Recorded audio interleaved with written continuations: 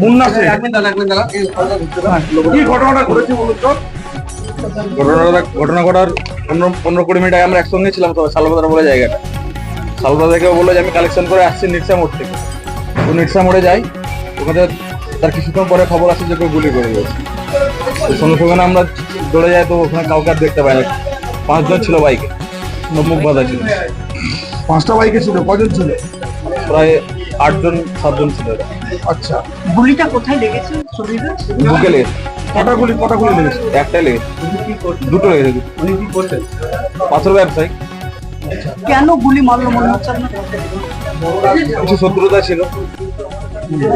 কত টাকা ছিল ব্যাগে ওর? এরম আগে থেকে এরম রিডিং করতে ওকে আমাদেরকে বলেছিল যে মারবো করছে। কারা কারা কারা মারবো করছে সেটা বলেনি, মারবো আরম্ভ করছি।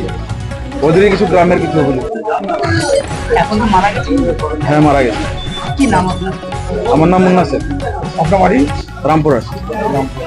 মিটিংয়ে বসেছে ইতিহাস সেটা আমাকে প্রকাশ ভগত আমাকে ফোন করে যে আমাদের রিক্সা পেট্রোল পাম্পের ওখানে গুলোগুলি চলছে, মনে হয় চিন্তা করছে। আমরা সঙ্গে সঙ্গে মিটিং থেকে ছুটে বেরিয়ে স্পটে যাই। আমি যখন স্পটে পৌঁছাই তখন থেকে গাড়ি থেকে বেরিয়ে আসছে আমাদেরই এক পরিচিত ছেলে সুদীপ বলে, তাকে গুলি করে দিয়েছে। আমরা জেলেন দিয়ার ওখান থেকে ছুটে কারা গুলি করলো? সেখানে এখন সঠিক বলতে পারছি না, তবে ওখানে দুটো অপশন আছে আপনার। একটা হচ্ছে আপনার ওই এনসি কাটাতে একটা আছে আপনার ভিডিও ফুটেজ পাওয়া যাবে, আর একটা হচ্ছে পেট্রোল পাম্প, একবারে নিয়ার পেট্রোল পাম্প আর পেট্রোল ছাড়ার কাছাকাছি। এটা যদি পুলিশ ইচ্ছা করে তো হয়তো ওখান থেকে কিছু প্রুফ পাওয়া যেতে পারে। সুদীপ বাস্কি আজকে কি করছিল ওখানে? দেখুন, সুদীপ বাস্কি অ্যাকচুয়াল ওরা ওর বাবার গাড়ি আছে, ওরা সব বিভিন্ন জায়গায় ভাড়া টাড়া খাটায়, সেখান থেকে কালেকশন করে প্রায় দিনই ওখানে কিছু লোকজন সব একগাটা হয়ে ওখানে খাওয়া দাওয়া করে, ওখানে পেমেন্ট করো, কোনো ধরলেন কারো রিপেয়ারের বিল, কারো পার্সের বিল, কোনো বিল ওখানে দিয়ে আত্মা করে ওখানে বসে।